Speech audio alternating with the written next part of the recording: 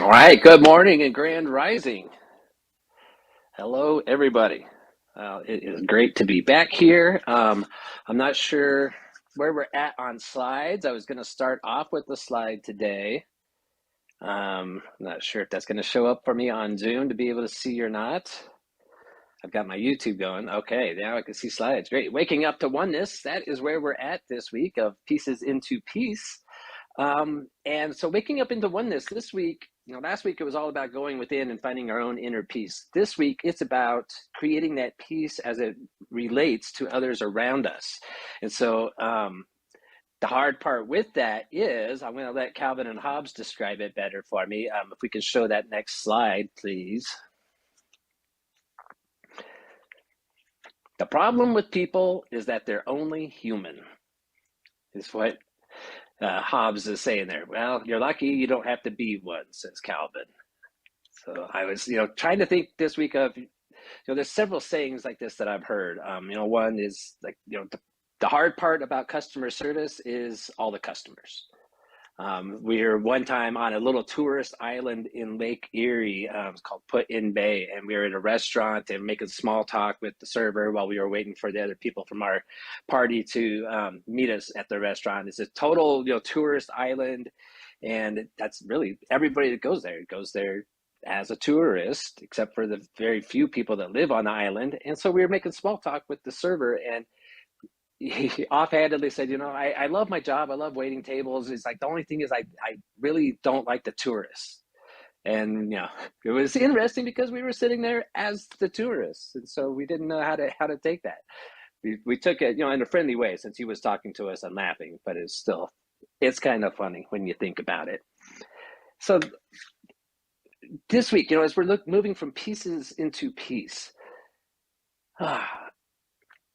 I mentioned a lot of times where I feel kind of a little preachy, and that's giving me that feeling today too. I want you to know I'm not trying to tell anybody how to be. But what I am trying to do is offer tools of how do we create more peace. I'm all about peace out in the world, but I know not everybody is, and it's we all have our own different things that we like, things that motivate us, things that we want to see. But when we're talking about this today, and instead of saying like, be like this because it's the morally right thing to do, which, that's a whole other subject. I want to encourage us to do this simply because it makes life more enjoyable for you as an individual, for me as an individual. It goes hand in hand. So if we want to, as a selfish reason, I can try to create more peace in my life, and it still benefits the world. And as we could say as an altruistic reason, trying to create more peace in the world, the side benefit of that is that it creates more peace in my individual life. It all ties together, and that's a powerful thing. So this week, the main reason why we went over last week of going with the peace within is because the peace that we see out here in the world, it's never going to be greater than the peace that we experience here within ourselves. And we can be in the most peaceful situation, and this might be kind of like an argument that's going on in the back of your head is like, I'm not very much at peace, but when I go maybe to community, like in a spiritual community like this here at Center for Spiritual Living Cape Coral, or maybe you're off on a spa retreat and everything is created to be peaceful, and you can say I can feel that peace even though I don't have the peace within me. But that's where I want to gently argue with you and say you can't feel that peace unless that peace is within you. So we can, human beings, we are complicated, so we can have conflicting emotions within us. We can be in the most distraught state of mind, everything going wrong, our life fall into complete pieces, and we can still have moments where we feel that peace. And the only reason why you're able to feel anything like that is because it is within us. And so that's, learn to cultivate that. because I want that to be an optimistic kind of thing. There's the one saying of, unless you love yourself, like you can't truly love others until you truly love yourself. And I've seen people quick to argue on that, like, I really don't love myself, but you can't tell me I don't love those people around me. Well, it can feel daunting when we say, like you can't experience more peace in the outer world than what you have within. But that's where I want to pull in this piece of optimism. Like, if that saying that you can't love somebody unless you love yourself, and you can argue saying that's not true because I love this person, you wouldn't be able to do that if that love for yourself wasn't within there already. It may not feel like it, and it may not be there in our conscious, logical mind, but it couldn't be felt and experienced if we didn't have that already programmed within ourselves. So this week, as we are talking about, cultivating this idea of peace, extending from last week into that inner peace, into how we interact with others, we're going to look at 3 different tools. So we're going to look at the tool of namaste. We're going to look at the tool of practicing the mindful pause, a pause for peace with intentionality. And then we're also going to finish with choosing our peace. So this first part, the word namaste, it's a Sanskrit word. So for anybody that's not familiar with it, the most common translation of that is that the divine within me recognizes the divine within you. It literally just means I see you. But in order to see somebody at that level of spirit, that deeper level of that thing that's within us, it requires us to drop into that place of knowing that the divine is within everybody. And then when we're in that place, it makes it all that easier to see it within others. So this tool of namaste for us, for our practical purposes for this week, I want to encourage you constantly. Every time you see people, every time you go into a new situation, meeting new people, even driving on the road, just reminding yourself as constantly as you can that we are all sharing that same one life force. We're all sharing the same consciousness, interacting with one another. And the more times that we remind ourselves that, the more we can open up to those around us, open into our heart space. I was going to say the more we can let our guard down. But for some people, just even the thought of letting your guard down can be terrifying. When I talk about the people out there, of seeing others from that divine space, it can be hard because, human beings, we evolved to the place of where we're at simply because we were fearful of strangers. People we didn't know. It's in our instinct, our DNA to be kind of skeptical, to kind of stand back and say, I'm going to take my time before I fully trust these people. So while that's all programmed into us, as we are evolving into a more spiritually advanced society, into a more loving and kind place where we can start to advance what our ideals are, our motivations, our ambitions. It requires us to kind of, for lack of better words, let our guard down a little bit, to recognize the things that we have in common more than the things that we have that separate us.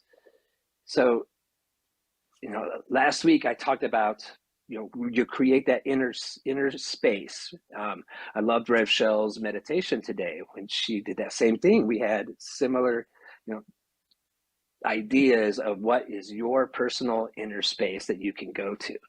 And I encouraged last week to, it's a tool for when we're feeling our lives are going to pieces, to find peace, a little respite for just a minute, at the very least, to disrupt that momentum. But what I talked about last week is for those of us that right now, everything in life seems to be going okay, we're not in pieces, Like that is the time to really practice and create those neural pathways that remind us of that space within. So I want to encourage that same exact idea here of, when we do namaste, when you're driving down the road and somebody cuts you off, this comes in, handy for me. When somebody says something that upsets me, somebody's just rude or whatever it is, if I can remember to like soften myself a little bit, cut a little slack to that person, recognize that it doesn't hurt me when somebody is rude to me. If they're rude to somebody in my family, there's times when I can gently, interact and request that situation gets made better. But if I go on the attack, like that is creating, even if it's just in my head, if I am going on the attack and calling names, I'm creating an energetic that is not going to be conducive to my own health, to my own blood pressure, to my own sense of well-being. And so this practice is for our own benefit.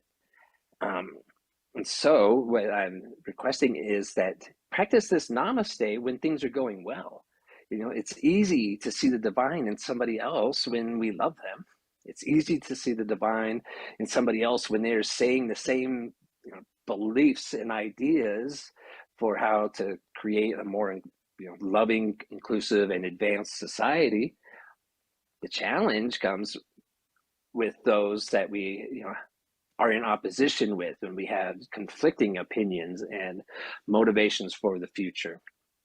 So the more that we can practice it with those that we love, and this just means walking around everyone you see when you wake up, the first people you see in the morning, take a step back mentally inside our own head, and just you drop into your heart space and you just do your best. And this gets easier with time to really feel that presence within. And then it softens something around the edges for those that we see, and you can start to catch the twinkle in their eye, the way that they smile, the way that they perform some duty or some function that they're doing. It just allows us to see it from a different place when we drop within and remind ourselves that there is the divine, and I see that because it's within me. And so practicing it with those that we love so that we can go to it when we are in space with those that we don't. So part of that, like remembering to do that, takes us to our second part of what we're talking about today, which is to pausing for peace, being very intentional with what we do, how we interact in the world. There's a quote, forgive me, I believe. Okay, if I can please request the next slides. I'm actually going to have you go through 3 slides here. This first one comes from Ernest Holmes, and I'll read it for anybody who's not able to see it. And it says, "Peace comes from a sense of union with the whole. Confusion comes from a sense of separation." So the more that we can recognize we are connected, and of course, where we feel disconnected from others is when we are in conflict with them. So the more that we can just let ourselves remember, like everybody is the human, everybody comes from the one life. And so I can choose to focus on that first and then work on the differences and the things that, appear to separate us. And that, as Ernest Holmes points out, when we remember that we are part of something bigger, it brings with it a sense of peace, as opposed to feeling like we have to protect ourselves, look out for everybody that wants to, that's out to get us. Feeling separate, it is confusing. It's hard to know how to be, who to trust, and where to go. So choosing that namaste, that second tool, is choosing our peace. And that next slide, if I can please request that one, there's 2 slides here that come from Viktor Frankl, who wrote a book called Man's Search for Meaning. He was a Holocaust concentration camp survivor. And he found, mental tools that helped get him through it. So the first quote here, I'll read it for anybody that's unable to see it. It says, "Between the stimulus and response, there is a space. And in that space lies our freedom and power to choose our responses. In our responses lies our growth and our freedom." And then if we can go to that next quote or the next slide right after that, it says, man does not simply exist, but always decides what his existence will be, what he will become in the next moment. So our lives right now, what our life situation is a culmination of everything that's come before it. So thoughts that I held 10 years ago can still be creating part of my reality that I have right now. And we can't change what is in this very moment. But if I want to experience more peace in my life, what I do right now is I'm planting seeds for the peace that I'm going to feel 10 years down the road, maybe 5 years down the road, maybe even next week. Something that I do today, I might feel the benefit of it next week. And so this is that constant process. But in order to see that namaste, to use namaste when I see somebody else, we have to remember that what Viktor Frankl calls that space in between the stimulus and the response. There is a space. And for lots of us, I know for myself, before I started doing this work, I never heard of that space and I never thought of that space. And so I would basically being controlled by the conditions around me. Something would happen, that's my stimulus, here's my response. Somebody says something that's rude to me, here's my response, I'm ready. It's just going to come right back at you. But the power that Viktor Frankl is talking about is holding into that pause. And so when something upsets us, instead of, the more that we can learn to hold on, I'm not going to react, I'm going to choose how I want to respond. That's our power. But we have to recognize that there is that tiny gap. And so everything that I do now, all the thoughts that I do now, it's building what my reality will be in the future. And what a powerful gift that is. Just looking at, as Ernest Holmes tells us, thoughts become things. Everything begins with consciousness, with an idea in our mind. So the more that we lay down these ideas, the more that we remind ourselves what it is that we want to see. So I encourage us to learn to take that pause, take a deep breath constantly throughout the day. And then in that way, we take our power back. I was having a conversation with a friend, a little over a week ago, and the idea came up of, growing up, and, we were talking, this person was from Florida. Grew up in Wyoming, and we have similar, histories. So when you're little and something happens, one kid picks a fight with you and says something, the kids around you, they all want to see a fight. They want something exciting. They want something different that they can go talk about and brag about, that they were able to see it. They're not thinking about the well-being of their friend, but they'll say things like, you can't let that person disrespect you like that. You have to go fight him. You have to go do this. And we talked about, how many people are in prison, are incarcerated because the choices that they made all came down to what other people were saying around them. You have to go do this.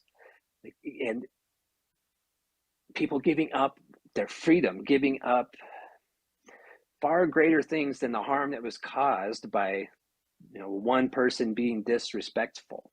So, taking our power back and saying nobody out there has power over me, because if somebody can say something insulting to me and cause me to act out of character, they're controlling me. And the same thing, if somebody can say kind words to me and flatter me, and then, have me then in turn do nice things for them, again, I am being controlled by my ego and, how people can either try to lift me up or try to, bring me down. If I respond and let that, or react, then I'm giving my power away. So remembering that that pause in between our stimulus and response is crucial. And so it just extending those tools on, we finish with, choosing our peace. You've, I'm sure, heard this, somewhere in the past of, we pick our battles, we choose our battles. And, like the first time that I heard this, I think, it was fairly recent in my life when back when I left, my old lifestyle away and started, pursuing the spiritual pursuits, leaving the things that, were causing me harm, leaving that away. Part of that was seeing, a couples counselor to try to help my spouse and I move forward because we were intentional that we wanted to make this work. And that's where I was, how do I put this? That our couples therapist was able to point out where I was not picking my battles. Everything was a battle. I always had to be right. If I was, if there was an argument, well, we were arguing because I knew I was right, and clearly the other person, was mistaken. And so our ego says, you have to prove that. But do we really? We choose where, there's some things that maybe it is very important that we have to get expressed a certain way.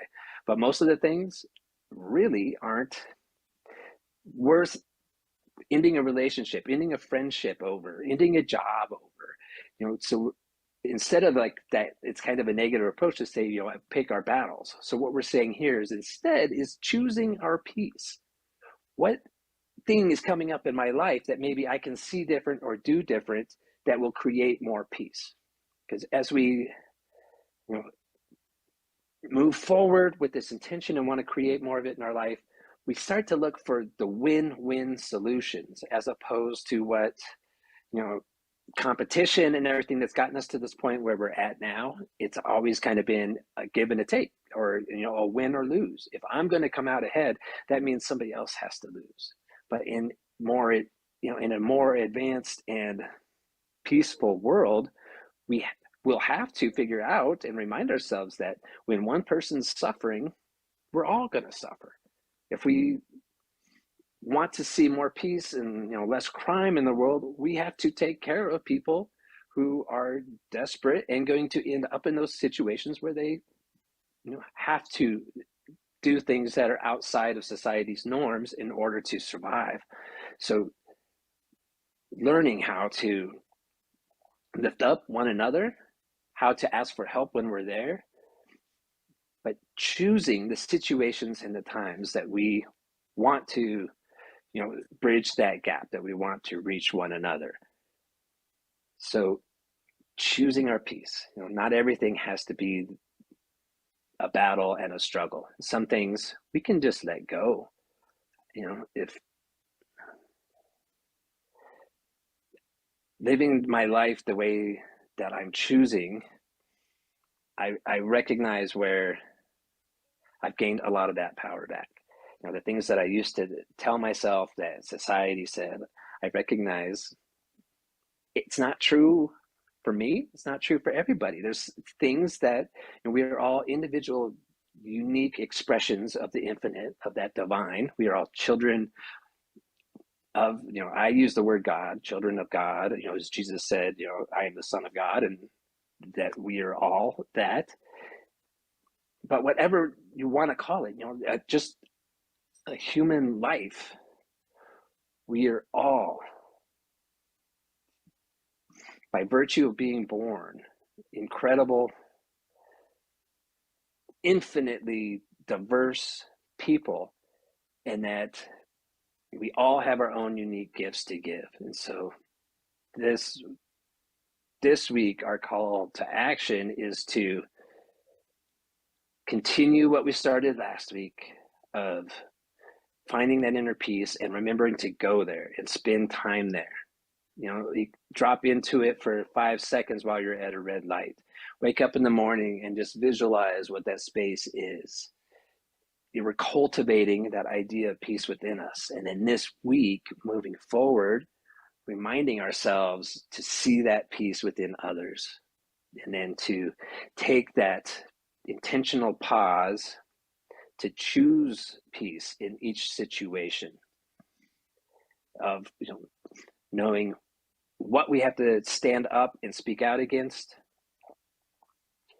and doing that in ways that recognizes the divinity within the others. Which part of that right there, just using the word the others, there really are no others, because we are all one with that. And so the more that we can create and cultivate that peace within our own lives, it makes life more pleasant, and it flows more smoothly. We're less likely to react and end up in a situation where we can get in trouble because somebody angered us or upset us. And then through just the effect of being in the world, coming from that place, you're less likely to unintentionally harm others with our words and our actions, because we're coming from that place of peace. It just continues to expand in our own personal lives, and it ripples out to those around us. So little by little, our individual lives improve, but so does the whole life for humanity. And that's where our power really is. So I'm going to finish with one short story that, this week's global theme comes from Kathy Mastroianni, who runs the archives, the Ernest Holmes Science of Mind archives. So if you're not familiar with the archives, I suggest or invite you to go look at their website, and also check out their YouTube, because they put up all of these recordings that have been remastered, all this stuff from Ernest Holmes back in the early days. But anyway, she found this story that I want to share, just because to me, she did a great job finding this one. It really sums up the power that we have for one another. And so I'm just going to read it exactly as it is. Today was a difficult day, said Pooh. There was a pause. Do you want to talk about it? Asked Piglet. No, said Pooh after a bit. No, I don't think I do. That's okay, said Piglet, and he came and sat beside his friend. What are you doing? Asked Pooh. Nothing really, said Piglet, only I know what difficult days are like. I quite often don't feel like talking about it on my difficult days either. But goodness, continued Piglet, difficult days are so much easier when you know you've got someone there for you. And I'll always be here for you, Pooh. And as Pooh sat there, working through in his head his difficult day, while the solid, reliable Piglet sat next to him quietly, swinging his little legs, he thought that his best friend had never been more right. All right, so with that being said, if we can advance the slides. So it's a long spiritual principle. So this comes from the spiritual principles as taught in the foundations class. It's the principle of oneness, the very first principle that we recognize. There is one infinite reality. We call it many names, including but not limited to God, life, universal spirit, infinite intelligence, first cause, or the thing itself. The one infinite reality is undivided, complete, and whole within itself. This oneness creates everything out of itself, and therefore includes both the absolute and relative, tangible and intangible, physical and metaphysical aspects of reality. Oneness. There is nothing that is outside of it, including all thought, everything that we hold. And so, thoughts absolutely become things. They become our experience. They become the vibration that we hold for those around us. And so thoughts are just as real, just as much part of the one infinite universe as everything else. And that gives us power.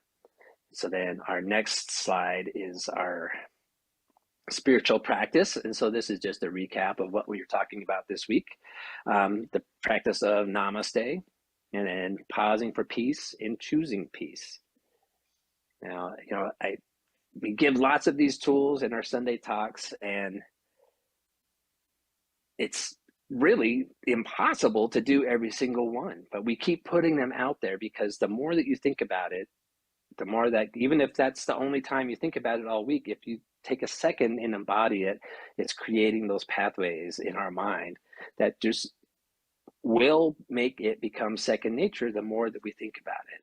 But all three of those, I want to encourage us, and I'm going to do this myself, is just to recognize that divinity within everybody. Taking the pause, especially when something upsets us and we're like quick to react. If you can catch yourself just in that split second and say, how can I express myself, express my frustration with the situation, and do that in a way that doesn't make somebody feel less than human, feel wrong, feel embarrassed. There's ways, but we have to pause and ask. And when we do, gentle ideas whisper in the back of our mind. And so that is our power there. So then if we can go ahead and go to that last slide, we'll have our affirmation for the week. The divine in me recognizes and honors the divine in you. Okay. Can we check in on this thing? Okay. All right. So if you are in alignment with me and with this, let's say that together. And we'll say it with some feeling. Okay. So the divine in me recognizes and honors the divine in you. And let's do it one more time because it never hurts just to really cement it in there. The divine in me recognizes and honors the divine in you. So with that, let's go ahead and take it within, just right where you are. Bringing, however you like to relax, however you like to just kind of quiet and be still, whether it's with closed eyes or soft focus, let's drop into that place.